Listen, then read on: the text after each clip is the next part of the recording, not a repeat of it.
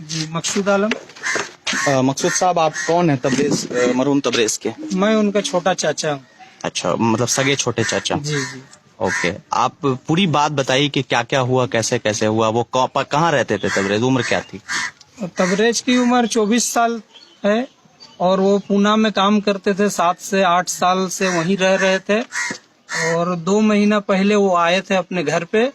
और 27 अप्रैल को उनकी शादी हुई और 27 अप्रैल को शादी हुई। उसके बाद वो 2 महीने हुई शादी की, मतलब इसी 27 अप्रैल 2019? जी जी, इसी 27 अप्रैल 2019 को।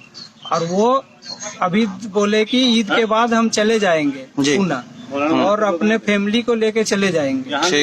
और इस 30 तारीख को? जी जी जी। और वो जमशेदपुर गए थे।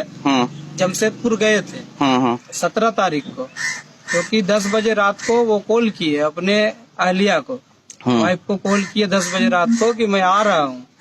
और रात को कॉल करने के बाद और उनका कॉल नहीं आया जी। और वो घर भी नहीं पहुँचे। और उसकी वाइफ जो है वो इंतजार करते करते उसकी आंख लग गई, वो सो गई जी। जब फजर हुआ उस समय तकरीबन 5 बज रहा था जी। तो 5 बजे उसका कॉल आता है कि साहिस्ता तुम जल्दी से आओ किसी को लेके जी। और मुझे धतकीडी गांव में पकड़ लिया गया है और बहुत मारा जा रहा है और जल्दी से तुम हमको बचाओ। वो बेचारी क्या करती है अकेले, वो इसको अगल बगल बोली सबको, हम लोग को खबर दी ऐसी ऐसी बात हुई है। तो हम लोग यहाँ से 5 लड़के 6 लड़के हम लोग यहाँ से निकले जी धतकीडी गांव। जी।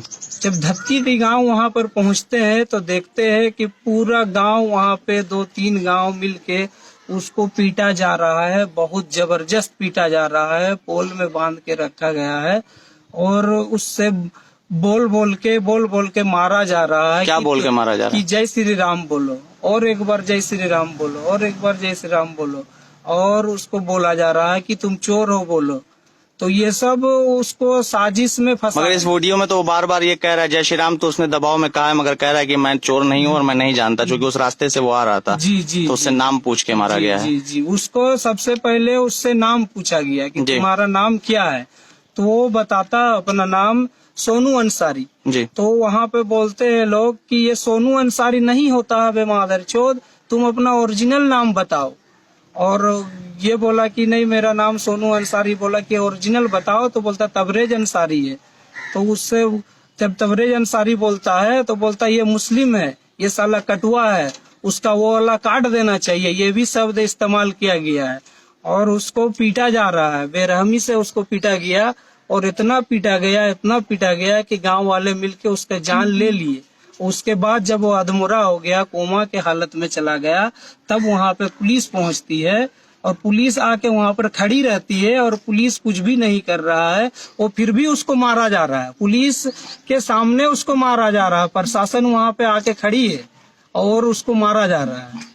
अब मारते उसको अधमोरा जब कर दिया गया, उसके बाद उसको पुलिस के अंडर में दिया गया। पुलिस उसको लेके जाती है सरायकेला थाने में, चोरी के आरोप में लेके उसको सरायकेला थाना में जाती है और वहाँ पर उसको लॉकअप में डाल दिया जाता है। इलाज ना करा के पहले लॉकअप में डाल देता है? इलाज नहीं किया जाता है और लॉकअप में डाल दिया जाता है। और जब हमारे घर के सदस्य पहुँचते हैं पूरे फैमिली वहाँ थाना में, तो वहाँ पे उसको बोला जाता है, जब हमारे बड़े भाई थाना के अंदर गए तो विपिन बिहारी सिंह कहते हैं कि तुम कौन हो? विपिन बिहारी सिंह SHO जो वहाँ का थाना अध्यक्ष है? जी नहीं, वो वहाँ के SIO है। अच्छा, SIO है, ठीक है। केस आयो है वो। केस आयो। वो कहते हैं कि तुम कौन हो? ये बोलते हैं मैं उनका चाचा हूँ। बोले साले यहाँ से भाग जाओ नहीं तो तुम्हारा भी मार के पाँव हाथ तोड़ देंगे और उसको भी यहाँ निकाल के अभी इतना मारेंगे कि यहीं मर जाएगा। इसी दरमियान हमारे बड़े भाई जो है थोड़ा डर जाते हैं। वो एक आलिम है, हाफिज है, कारी है, मुफ्ती है, ग्रेजुएट है, तो वो अपना इज्जत के लिए वो बाहर आ गए। और उनकी अहलिया जो थी और उनकी सास शाइस्ता परवीन और उसकी अम्मी, वो लोग बोलते हम लोग बाहर नहीं जाएंगे। जबरदस्ती अंदर जाती है लॉकअप के सामने। जब लॉकअप के सामने पहुंचती है तो वहाँ पर एक व्यक्ति आता है जो मोटा सा, उसका नाम पप्पू मंडल है। जेल के अंदर? थाने के अंदर लॉकअप में पप्पू मंडल अपना उसका नाम है। और वो आके बोलता है कि ये साला अभी तक जिंदा कैसे है, इसको हम लोग इतना मारने के बाद भी अभी तक बचा कैसे, मर क्यों नहीं गया? तो उसकी शाइस्ता की अम्मी उसको पूछती है तबरेज को कि ये कौन है, ऐसा क्यों बोल रहा है। तो उसकी अम्मी को वो बोलता है कि बहुत धीरे से, कुछ भी बात नहीं कर पा रहा था, धीरे से बोलता है कि यही है लोग हैं जो हमको मारे हैं और हमसे जय श्री राम का नारा लगवाए। और उसके बाद पुलिसकर्मी वहां से उसको कुछ भी नहीं करती है जी। और हम लोग के फैमिली को वहां से निकाल दिया जाता है। अब फैमिली जो है वो घर पे आती है, अपना घर पे, और हमारे भाई भी आते हैं, गांव वाले से बात करते हैं, ऐसी ऐसी बात हुई है। तब तक हम लोग को गांव वाले को इकट्ठा करते बताते, तब तक पता चलता है कि उसको चालान कर दिया चुका है जी। कि अब उसको जेल में भेज दिया गया। जब उसको जेल में भेज दिया गया तो उसको हम लोग उसके दूसरे दिन जेल पहुंचते हैं। जब जेल में पहुंचते हैं हमारे बड़े भाई शाइस्ता और उसकी अम्मी, तो उसको 2 पुलिसकर्मी उसको पकड़ के लाता है, जो कि वो चल भी नहीं पा रहा और इतना रो रहा है, दर्द के मारे इतना रो रहा है कि वो अपना आंसू भी नहीं पहुंच पा रहा है।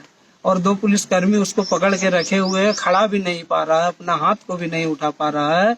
और वो बोलता है कि हमको जल्द से जल्द इलाज कराया जाए, हम बहुत तकलीफ में है और बहुत ज्यादा हमको चोट लगी है और जल्द से जल्द हमको हॉस्पिटल में एडमिट किया जाए। तो हमारे बड़े भाई उसको दिलासा देते हैं और बोलते हैं ठीक है, हम लोग इसके लिए बात करते हैं। और वहां से फिर जेल से हमारे बड़े भाई और उसकी वाइफ ये लोग रिटर्न आते हैं। आने के बाद घर पे यहाँ पे बताते हैं ऐसी ऐसी बात हुई है, तो जेल में गए थे, ऐसे ऐसे हालात हुई है, देख के उसको। तो हम लोग उसके दूसरा दिन फिर कोर्ट जाते हैं। कोर्ट में वकील को पकड़ते हैं, वकील से मशवरा करते हैं कि ऐसी से बात हुई है तो इसको क्या किया जाए। सबसे पहले तो हम लोग का डिमांड ये है कि उसको वहां से बाहर निकाला जाए और उसको ट्रीटमेंट किया जाए। तो वकील का कहना है कि इसको अभी ट्रीटमेंट के लिए बाहर आने नहीं देगा, सबसे पहले हम इसका नकल निकालते हैं। नकल कॉपी जब निकाले तो पता चला ऐसे ऐसी बात है, और वो बोलते हैं वकील कि इसको हम एक दिन स्टडी करेंगे और स्टडी करने के बाद दूसरे दिन इसको हम फाइल करेंगे। और उसके बाद जैसे होता है, अगर वहां से डॉक्टर, जेल के जो डॉक्टर है वो अगर लिख के देते हैं कि इसको रेफर किया जाए तो फिर इनको रेफर किया जाएगा यहाँ से। तब हम लोग बात करके वहां से रिटर्न आते घर पे।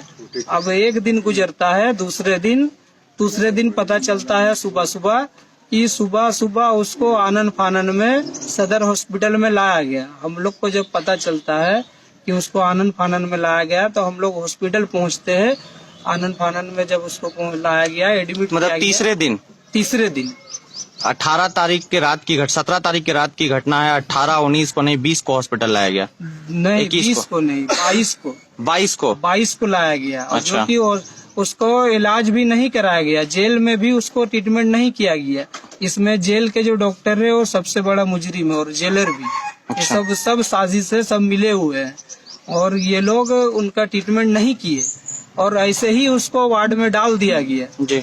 और ऐसे ही वार्ड में डाल दिया गया। और हम लोग जब 22 के सुबह सदर हॉस्पिटल सरायकेला पहुंचते हैं तो वहां पर 2 पुलिसकर्मी और भी ज्यादा ही लोग थे, पुलिसकर्मी लोग, जो हम लोग 7:30 में वहां पहुंचते तो हम लोग को अंदर नहीं जाने दिया जाता मिलने के लिए और बोलते हैं अभी बाहर रुको।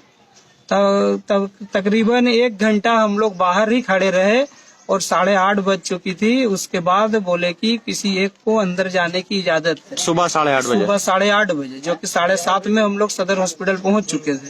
और 8:30 में बोलते हैं पुलिसकर्मी किसी एक को जाने की अंदर इजाजत है। तो मैं खुद अंदर जाता हूं और मेरे से डॉक्टर से बात होती है कि डॉक्टर बोलते हैं कि आप कौन है। मैं बोलता हूं मैं उनका चाचा हूं। तो डॉक्टर बोलते हैं ये अब इस दुनिया में नहीं रहे, ये अब डेट कर गए। हाँ। तो मेरा माइंड काम नहीं करता है, मैं बाहर आता हूँ, अपने भाई को बताता हूँ, अपने फैमिली को सेव करता हूँ, उसके बाद अपने दोस्त लोग को बताता हूँ, फिर अपने गांव में कॉल करता हूँ, अपने रिलेशन में कॉल करता हूँ, फिर प्रेस वाले को कॉल किया मैं। उसके बाद वहाँ प्रेस वाले पहुंचे तो प्रेस वाले तकरीबन 10-11 बजे वहाँ पे पहुंचे। प्रेस वाले को पूरा वाकया बताया, इसी हुई। हम लोग सुबह 7:30 बजे आए थे, 8:30 तक मिलने नहीं दिया गया और अभी देखिए 11 बज चुकी है, 10:30, 11, अभी तक हम लोग को उसके साथ मिलने नहीं दिया गया है।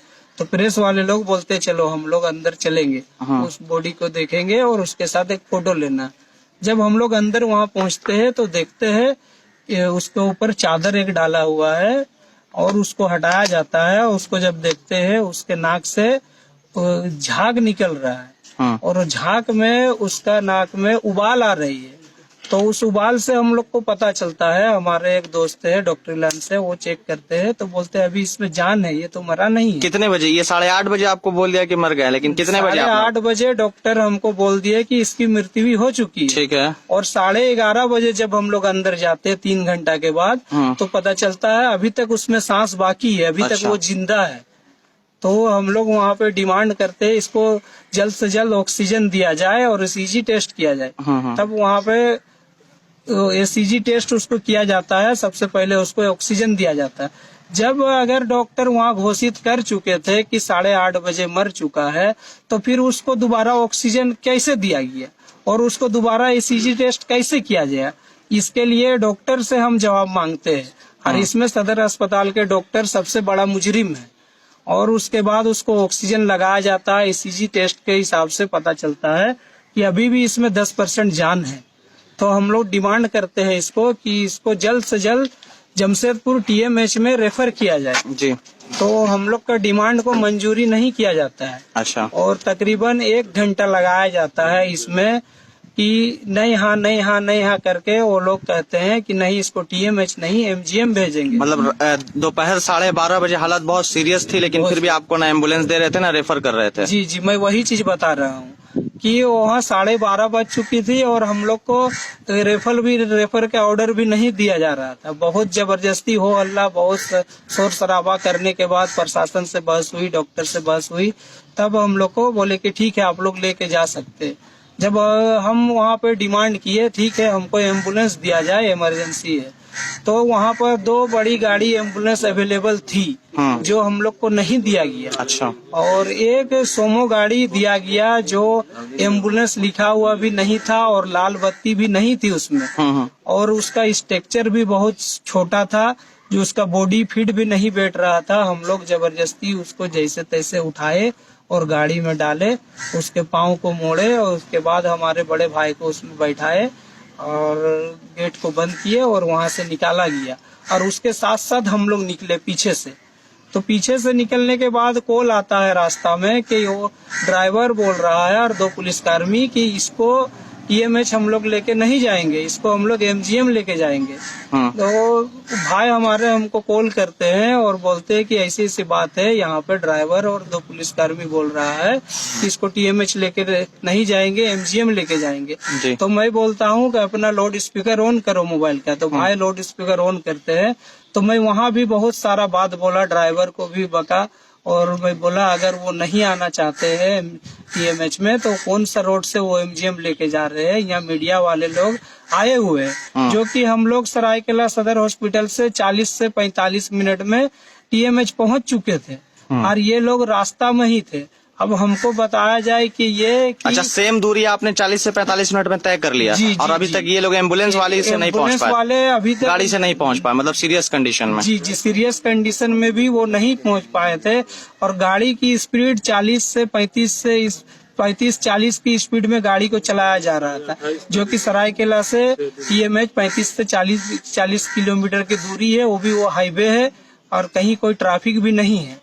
फिर भी ड्राइवर केयरलेस किया और ड्राइवर चाहता था कि रास्ता में ही उसकी मौत हो जाए और किसी तरह वो पहुंचे नहीं वहाँ जिंदा। तो फिर भी 1 घंटा 10 मिनट में वो रास्ता को तय किया, जो रास्ता को हमने 40 से 45 मिनट में तय किया। और वहाँ जब वो पहुँचते हैं तो इमरजेंसी रूम में हम लोग लेके जाते हैं तो वहाँ ECG टेस्ट के हिसाब से पता चलता है कि ये डेट कर चुका है। अच्छा। तब वहाँ प्रेस वाले आते हैं, प्रेस वाले को हमने बहुत सारा स्टेटमेंट दिया और सब कुछ बताया, इसी से बात हुई है।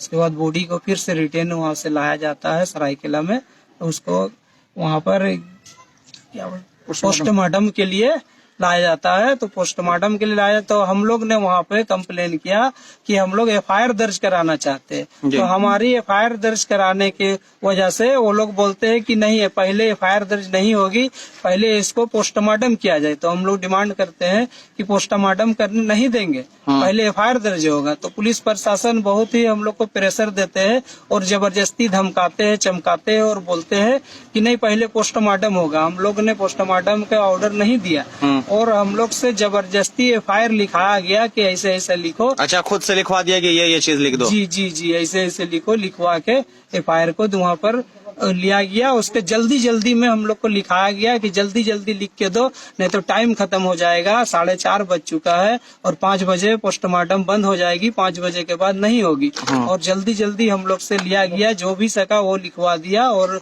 हम लोग उसको लिख के दे दिए। और उसके बाद उसके पोस्टमार्टम हुई। उसके बाद जिस तरह से हमारे जो नियम है उसको हमने निभाया, हमारे बॉडी को लाकर। जी, हमारी कहना यही है। और हम चाहते हैं, क्या चाहते हैं अब आप इस केस में, क्या अब क्या चाह रहे हैं आप? जी हम चाहते हैं इस केस में जो हमारे जेलर है और जेल के डॉक्टर है और प्रशासन है और सदर अस्पताल के डॉक्टर है, जो उसको 8:30 बजे मृत्यु घोषित कर दिए थे और उसके बाद दूसरे डॉक्टर आते हैं, उनसे बहस होती है। वो डॉक्टर तो भाग गए जो मृत्यु घोषित की थी। उसके बाद जो 11:30 बजे दूसरे डॉक्टर आते हैं, उससे बहस होती है। वो इलाज के लिए तैयार नहीं होते हैं, 1 घंटा उसमें टाइम लिया जाता है ऑक्सीजन ECG टेस्ट के लिए। तो वो लोग सब दोषीदार है। उसके साथ साथ धतकीडी गांव के जितने लोग हैं जो इसको मारे हैं और इसको मौत के घाट उतारे हैं, मॉब लिंचिंग के शिकार इसमें किया गया है, इसको हम लोग फांसी चाहते हैं।